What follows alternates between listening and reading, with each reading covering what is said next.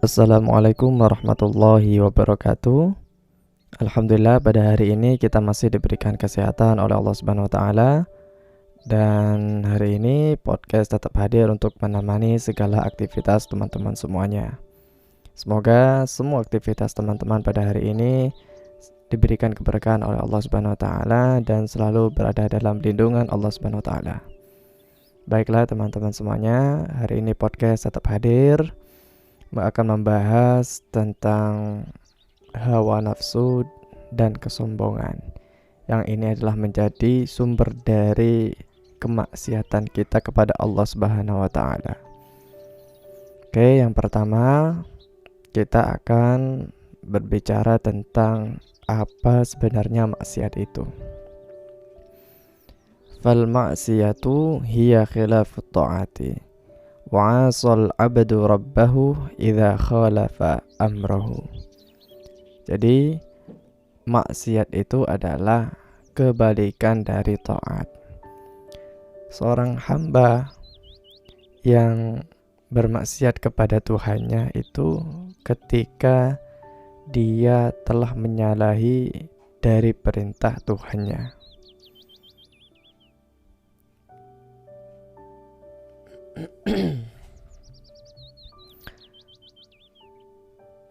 Kita hidup di dunia ini hanya mengikuti perintah Allah Subhanahu wa taala.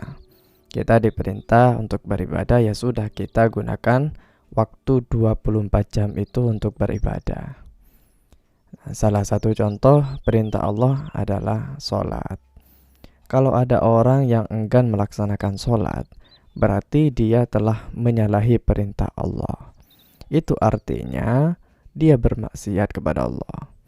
Nah, silaturahim juga salah satu perintah Allah. Kalau ada orang yang gak mau saling sapa, ya berarti dia telah bermaksiat. Biasanya kalau orang gak cocok pemikirannya, bisa-bisa gak saling sapa beneran. Ngelihat mukanya saja sudah gak enak, apalagi mau nyapa, ya gak mungkin.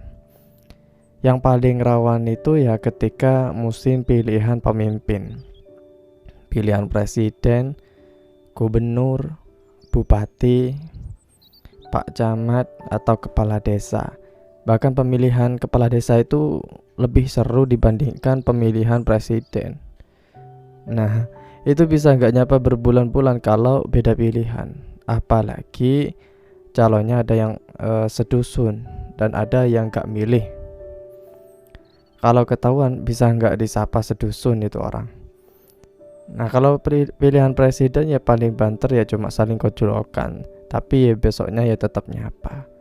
Pokoknya lebih seru pemilihan kepala desa dibandingkan presiden. Oke, lanjut.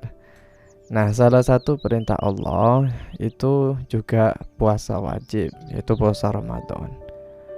Kalau nggak puasa ya berarti menyalahi perintah Allah, namanya juga maksiat. Pernah kejadian saat bulan Ramadan siang-siang. Nah, saya itu naik mobil sama istri saya. Ketika melewati sebuah daerah, istri saya bilang kalau ada warung bakso yang rasanya enak dan selalu ramai. Nah, ketika melewati warung itu, istri saya bilang, "Nah, ini nih warung bakso yang enak. Itu yang warung rame." Nah, saya jawab, "Oh iya ya, rame."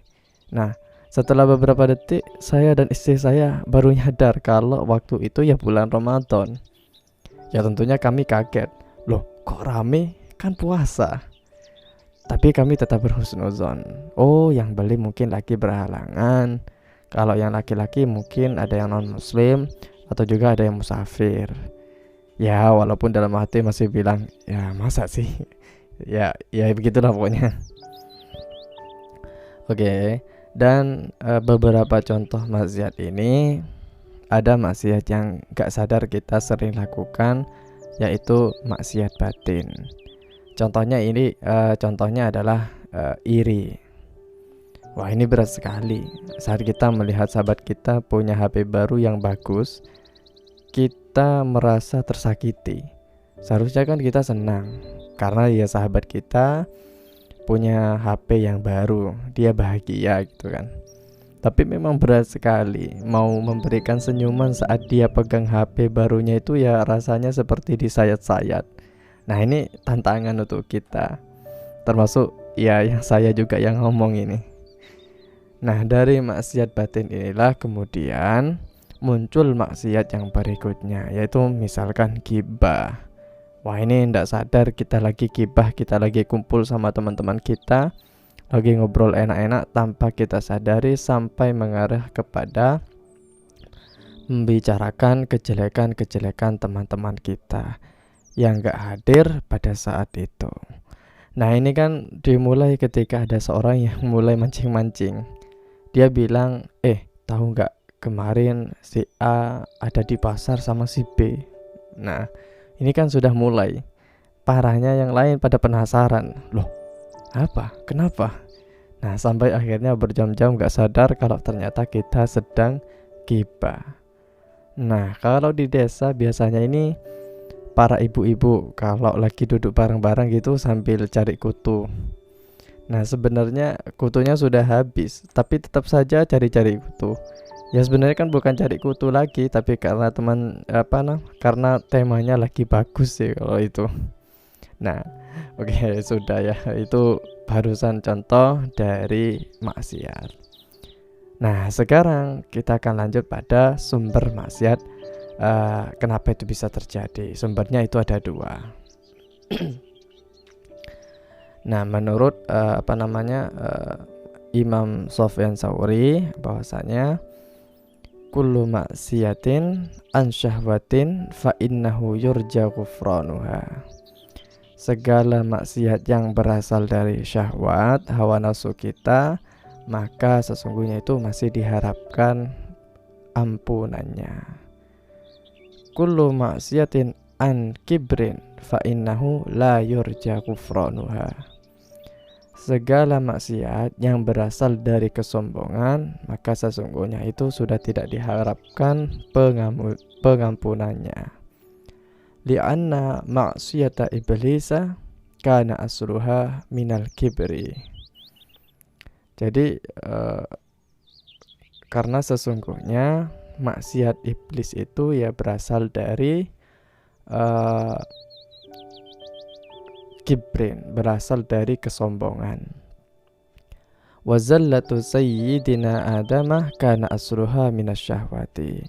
Dan keluputan dari Sayyidina Adam atau Nabi Adam itu berasal dari syahwat, berasal dari keinginan, berasal dari hawa nafsu. Nah,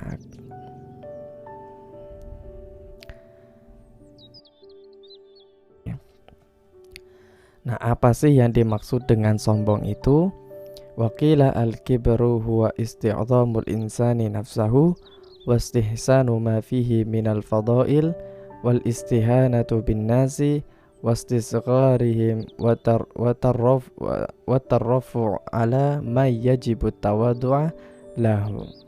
Nah, yang disebut dengan kesombongan itu adalah memperhebat diri sendiri, mengagungkan diri sendiri, memperbagus kelebihan-kelebihannya, meremehkan orang lain dan merendahkan orang lain.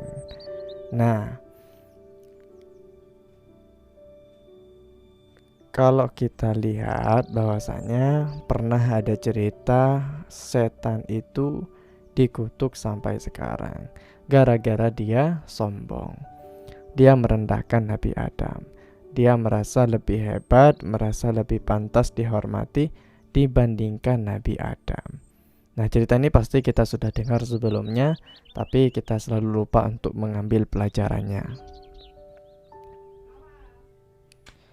Nah, sebelum Nabi Adam itu diciptakan, setan itu adalah makhluk yang baik, taat kepada Allah, bahkan punya gelar masing-masing di setiap lapisan langit. Nah, pada langit pertama, setan itu punya gelar Al-Abid yang artinya adalah ahli ibadah. Saking rajinnya ibadah, setan itu pernah bersujud kepada Allah selama 1000 tahun lamanya. Coba kita sujud 1 jam saja, sudah sakit semua badan kita itu. Kita itu kalah kalau misalkan masalah ibadah sebenarnya. Nah, tapi itu semua berlalu saat Nabi Adam diciptakan dan setan diperintah untuk sujud kepada Nabi Adam. Nah, setan yang merasa dia adalah senior, merasa asal penciptaannya juga lebih sempurna, enggan untuk menunjukkan hormatnya. Disinilah dimulainya perjalanan kemaksiatan setan kepada Allah. Nah, cerita ini direkam dalam Al-Quran surat Al-A'raf ayat 12. Qala ma manaka alla tasjudah id amartuka. Qala ana khairum minhu khalaqtani min nar wa khalaqtahu min tin. Allah berfirman, apakah yang menghalangimu untuk bersujud kepada Adam di waktu aku menyuruhmu? Kemudian Iblis menjawab, saya lebih baik daripadanya. Engkau ciptakan saya dari api, sedangkan dia engkau ciptakan dari tanah. Nah, setan sendiri yang bilang kalau dia lebih baik dari Nabi Adam, gara-gara asal-usul penciptaannya. Nah, kadang kita juga niru sifatnya setan.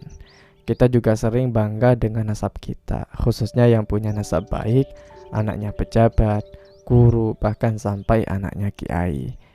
Punya nasab yang baik itu ya suatu kemuliaan. Contohnya anaknya kiai, dia bisa belajar agama sejak kecil dalam lingkungan keluarganya sendiri, sehingga sangat memungkinkan dia tumbuh besar dengan ilmu yang sudah mapan.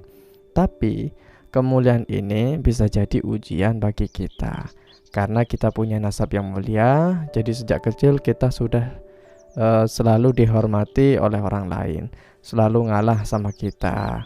Akhirnya kondisi ini terus terbiasa sampai dia besar.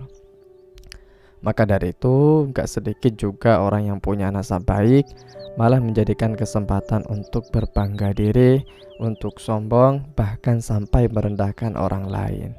Nah, kalau sudah seperti ini, hati-hati jangan kita mulai ikut gayanya setan. Gak mau kalah, kalau salah ya gak mau dinasehati karena merasa yang paling benar. Oke, lanjut. Nah, pada yang berikutnya, selain setan tadi yang disebutkan juga adalah Nabi Adam. Nabi Adam itu bermaksiat bukan karena kesombongan, tapi karena bukan maksiat ya. Nabi Adam itu melakukan kesalahan itu bukan karena kesombongan, tapi karena nafsu atau keinginan. Nah, Nabi Adam itu juga pernah istilahnya ya melakukan kesalahan lah kepada Allah ketika masih di surga. Tapi beda dengan setan yang tadi. Kalau setan itu kan bersalah kepada Allah karena sifat sombongnya. Tapi kalau Nabi Adam bermaksiat gara-gara dorongan syahwat, yaitu nafsu untuk bisa hidup abadi di surga. Itu pun juga karena sudah ditipu sama setan. Dalam Al-Quran surat Thaha ayat 120, fawaswasa ilaihi syaitanu qala ya Adamu hal adulluka ala syajaratil khaldi wa mulkin la yabla. Kemudian setan membisikkan pikiran jahat kepadanya dengan berkata, hai Adam, maukah saya tunjukkan kepada kamu pohon khuldi dan kerajaan yang tidak akan binasa? Setan yang sudah membujuk Nabi Adam untuk memakan buah khuldi menggunakan trik-trik yang bagus. Nah, setan itu triknya ya berpura-pura baik dengan kata-kata yang manis agar Nabi Adam percaya dengan omongan setan. Nah, ilmu ini banyak dipakai oleh para marketing untuk membujuk calon pelanggan untuk membeli produknya. Kalau spesifikasinya sesuai dengan yang diinformasikan ya nggak apa-apa. Tapi kadang-kadang kata-katanya itu berlebihan. Yang paling susah itu kalau kata-katanya berlebihan tapi bajunya kekurangan. Wah, ini lebih susah lagi nih. Nah, sebenarnya Nabi Adam awalnya itu menolak untuk memakan buah khuldi. Tapi karena setan membawa nama Allah atas kebohongannya, ya akhirnya Nabi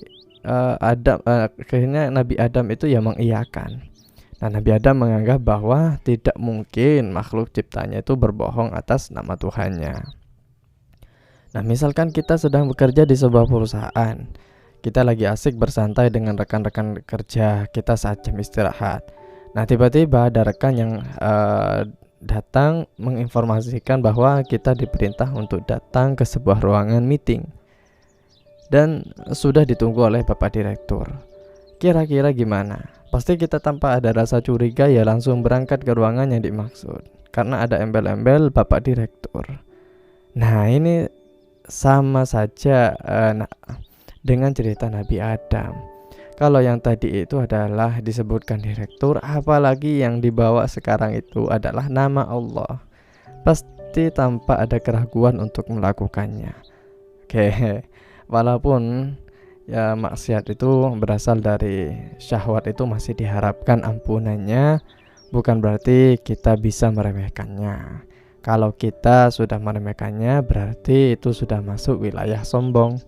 Makanya harus hati-hati, kita harus bisa membedakan mana kesombongan dan mana juga yang berasal dari syahwat. Terima kasih teman-teman, podcast kali ini sampai di sini ya. Kita akan lanjut besok lagi. Semoga kita semua berada dalam lindungan Allah Subhanahu wa taala, selalu diberikan kesehatan, dan semoga podcast ini bisa selalu memberikan manfaat kepada kita semua. Akhirul kalam, wassalamualaikum warahmatullahi wabarakatuh.